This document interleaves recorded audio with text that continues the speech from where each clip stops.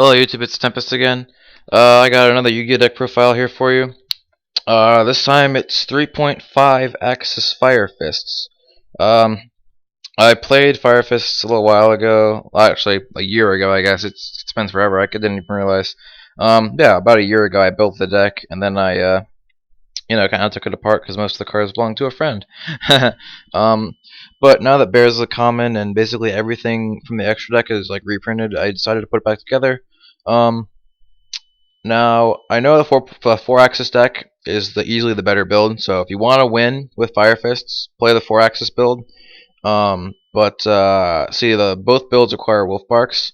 But the 3.5 axis build gets away with not running Wolfbarks a little bit easier. Yeah, because I don't have much cash to afford the Wolfbarks. They're so expensive these days. So I did a little bit of research and I found that basically the four axis build requires Wolfbark to function. Um, and the 3.5 axis build, from what at least from what I've gathered in testing, and my testing has been very good, the 3.5 axis build does not need Wolfbark as much, and can actually get away without running any. So, like I said, if you want to win with Fire Fist, ideally you'll play the 4 axis build, but this is my 3.5 axis build because I don't have Wolfbarks. So. We'll get started here. There's, I think, 1, 2, 3, 4, 5, 6, 7 plus 5, 7, 13 monsters, I think, something like that. I don't know. Count with me. You got your 3 bears. Bear is mandatory at 3. This card is really good. People complain about this card all the time. I'm like, yeah, it's good, but this is Yu-Gi-Oh! Like, there's tons of good cards that are kind of unbalanced, right? But like, Bear is really good. Tenki with Bear is like a 1 card combo that gets you go Tenki, Bear, you pop a card, you swing directly, you get another fire formation. That's like a +3 for you basically. Yeah. So I feel like actually I'm rambling on. It doesn't even matter. You play Bear at 3. There's no explaining it. You just play Bear at 3, and so even in 3 axis you play 3 Bear because you switch your Tenkies. So I'm playing 2 Gorilla. If I had the Wolfbarks, I would only be running 2 Wolfbarks anyway, and so I would cut a Gorilla and I cut something else. I'm only saying that because like most 3.5 axis decks only run 1 Gorilla. I really like Gorilla though because he lets you pop back row, which is kind of important in this format, so I like 2. And the last part of the 4 axis is the 2 dragons. If I had the Wolfbarks, like I said, I'd cut a dragon and I'd cut a Gorilla, so you'd only have 3 bear, 1 Gorilla, 1 dragon, 2 Wolfbark. That would be your 4 axis engine in this deck. Yeah, Dragon's really good. Not all decks play him. I really like him though because of the free pluses he gets you when you go Tenki. And he also lets you revive stuff from grave, which I feel is very important, especially considering you don't have Wolfbarks. So, double Dragon if you don't have Wolfbarks. That's what the Tempest guy says. For your 3 axis engine, you got 3 Leopard. This is also mandatory for 3 axis. When he's summoned during the turn that he was normal summoned, you contribute a Fire Fist monster, including himself, to set a Fire Formation spell from your deck. So you can do is summon him, tribute him, play Tensu, summon another one from hand, or you can summon him, tribute him, get Tenki or Gyoko and activate them, and then just go off from there. Ideally what you do is you search for a spirit. He's at 1 because of the ban list. What he does is when he's summoned, you can special summon another Fire Fist, or another level 3 fire monster with 200 or less defense from your graveyard. So ideally what you do is if you open Leopard and either Tenki or Tensu, you go Leopard into whatever spell you're missing. If you have Tensu, you grab Tenki. If you have Tenki, you grab Tensu. And then you set it, and then you activate Tenki, and then you search this guy, and activate Tensu, and then you summon this guy, and then you bring this guy back and make a level 6 synchro. So that's the engine. You can only do it usually once because of spirits being at 1. Yeah. And the last card you play is 1 Rooster. This is a Raven right now. I have Rooster. I just don't know where it is right now, but yeah, it's somewhere. What Rooster does is when he's special summoned by the effect of a Fire Fist card, you can set a Fire Formation spell or trap from your deck, and then once per turn you can send 1 face-up Fire Formation spell or trap you control the grave to set 1 from your deck. So basically you do the play where you go, like I said before, a spirit into Leopard, make a 6, make the Horse Prince. The Horse Prince lets you special summon a level 3 or lower Fire Fist from your deck. So you get the Rooster, and then the Rooster lets you set another one. And that's basically what you do. So that's your 3-axis engine. It's just those 5 cards.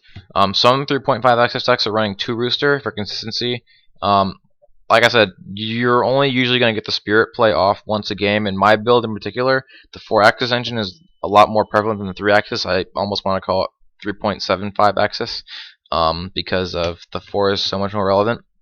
But you can play 2 Roosters if you want. I feel like I need 1 because of the you're usually only going to use a Spirit play like once a game. So that's about it. And last 2 monsters, 2 card D.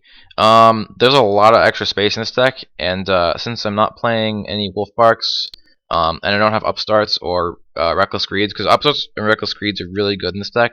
It's not a combo deck, but being able to thin out your deck and just grab your back row so easily is just really good. So don't have those. I'm playing Card though. He's really good with Tensu in particular, because what you can do is you can go like Tensu, summon a Gorilla, set 2 back row, and then since you summon Gorilla off Tensu, you can normal summon Cardcar and then tribute it and then draw 2, and then you have a Gorilla and like 2 or 3 back row set to back it up. And normally you'll have like a Lance or a 10 Sen, and then your Gorilla will gain power and he can run over stuff and switch you a Tenki. So that's really cool. Cardcar is just good for draw power in general. I think he's good at 2. I wouldn't play any more than that, particularly because I don't have any space for it. There's a lot of spells in this deck. There's, I think, 12 spells. I don't even remember the number ratios anymore, but there's a lot of spells. You got your 3 Tenki. This card's mandatory because it lets you search your Beast Warriors, and because you need to tribute it for a bunch of effects like Dragon and Bear and Gorilla. Only do Tensu because you only really need 2. You can only gain the effect of Tensu once per turn, and it's searchable by Bear, Gorilla, Leopard, Tiger King, what have you. So. And then 2 Gyoko. I started playing this card to help get the Dragon engine going, and I realized the more and more I played it that it's really good. It lets you stop your opponent from activating set back row while it's face up on the field. So, excuse me, it's really good against decks that set a lot of back row. Even against decks that set like almost no back row, by playing this card, you can either force them to activate something. Like, if they know you have the set, you can force them to activate a back row they wouldn't want to use normally. Like, against a Mermail deck I was playing, I used Leopard to set this, and I already had a Bear on board, and then he chained Leopard's effect, an Abyss Sphere, to get a Lind in defense, because he did not want me to Gyoko his Sphere. And that also put up a wall so my Bear wouldn't swing directly at him, which is really good. So, but he didn't actually want to use it. He wanted to use it at the end phase to prevent me from popping it, because if I had popped it, something, I don't know. Anyway, but it's really good for stopping your opponent from activating cards that they might not otherwise use early, or for stopping them from activating cards altogether. So, yeah. Next, you got more consistency cards. You have 3 Duality. You probably can get away with running Upstart. I like this card because you don't special summon. You don't need to special summon as much in this deck because you have Tensu. You don't get to use Dragon. You don't get to use your rank 3 plays. You don't get to use your Xyz plays. That's it. But like, you can just set a Bear or a Gorilla and use Duality and get stuff, so you don't even really need to special summon on the turn to play Duality. It's really good for helping you get your extra back row. And I played 3. I would play 3 if possible, because it basically thins your deck out by 1 card, which is really good, because you want to thin out your deck and draw your back row. And then for staples, we got 1 Book of Moon, just for stopping Synchro and Xyz plays, and then 3 MSTs for hitting back row. Even the 2 Gorilla, I don't think 3 is overkill. I think you need to play 3 because of the back row hate. And you can side them out for other stuff if you really feel like you need to. Not playing Dark Hole because once you've committed your stuff to the board, you usually don't want to blow up your field, and normally whatever is on the board you can tend to keep there. And if not, you can just summon Dragon or Wolfbark and bring it back. So, no big deal. Alright, for traps, I'm playing, there's a couple changes here I want to make, but I'm playing 2 10 Sen right now. I'm just playing this because I have dragons in here, and to get the plus off dragon, it's also really good with Gorilla, because it can force your opponent to swing into Gorilla, and then you activate this, and your Gorilla gains 1,000. And then when their monster dies, you get to search a Tenki. So, there's that. 1 10 Sen, or 10 Can, I'm sorry, and 1 D Prison. These are going to be Forbidden Lances when I get the chance to get them. Lance is just good for stopping your opponent's plays. 10 Can is basically a Lance, but only for the main phase, and instead of decreasing the monster's power by 800, it has to be a Beast Warrior, and it negates its effects instead. So It doesn't lose as much power potentially, but it's only useful during the main phase, which is why it's not as good. And then the 1 Deeper is just a random tech. I don't actually like this card at 1. I would rather play 2 and cut something else for it, but I only have the 1. So, like I said, cut these for Lances, and I would play Lances in the deck if you have them, because Lance is pretty good in this deck because Bottomless and Torrential are cards. And the last ones are really stapley cards. Double Mirror Force to stop your opponent from attacking you directly too much and stopping any OTK plays because it's really good. Double Fiendish, which is effect negation and another stopping like attacks or whatever. And then the 4 big ones, the Compulse, which is a spot removal card and stops your opponent's Synchro and Exceeds plays potentially. And then Torrential, Bottomless, and Warning, which are all mandatory stopping summon cards. I mean, people might argue with me that they're not, but I think they're mandatory. They're pretty mandatory. I am playing Torrential, but I'm not playing Dark Hole. Yeah, Torrential is just, it seems more relevant because that, like, you can torrential your own monsters, but like if you have a 10 can or something, or a Lance even, you can just use that. I don't know. Dark Hole is kind of slow, I feel like. Alright, so I don't know if I'm going too far in here. It's already 11 minutes in, so no big deal. I'll run through the extra deck really fast. You got double Horse Prince. I would only play 1 in an ideal build because you got your Vulcan the Divine, which is a much better secondary option. Like I said, with only 1 Rooster and 1 Spirit in this deck, I mean, if you're playing 2 Rooster, that's fine, whatever, but like I'm only playing 1, so you only really need the 1 Horse Prince for the one time that your 3-axis play does go off. But I'm just playing 2 Horse Prince because I don't have the second Vulcan the Divine, and in the case where you actually do get 2 Spirit again, it is helpful to have a second Horse Prince. 1 Lion Emperor because it's a rank 3. It's the best rank 3 you can play. You can detach 1 to... It takes 2 level 3 fire monsters, and you can detach 1 to add a fire monster from your graveyard back to your hand. It's really good. Lets you cycle Spirit if you need to, if you haven't already, used them all. 1 Cardinal. I wouldn't play more than 1 because, like, it's really good. Don't get me wrong, it's a really good card. And sometimes I wish I ran 2, but like, if you summon this card and you use its effect, it's bounce 2 cards. I don't know why you'd need to use it again, because after that, you should be able to go from there and win the game. And if you don't win the game, then you probably open bad, so you probably weren't going to win anyway. Yeah, 1 Cardinal is really good. I don't think you need 2. 1 Tiger King, same thing with Cardinal. I only play 1 because I only feel like you need 1. At the point in time where you can make 2 of those, you probably should have already won the game because there's better options to play, and because you could have just swarmed the board and protected your cards. So you might want to play 2 if you really feel like the fire formation searching is important, but I feel like 1 is enough. 1 Kagasuchi, this card is too good. You need to play this card. It's a 25 beat stick, it's a Maze Stroke, and it lets you mill 5 when you summon it. That's really good for getting your Wolfbarks and Dragons to go off if you play them. Also, your Spirit, if you have it, because if you mill a Leopard, while you have Spirit in hand when you play this, you can go Spirit and Leopard next turn without having to search anything, which is really good. Direwolf, also mandatory for spot removal. Nothing much to say about that.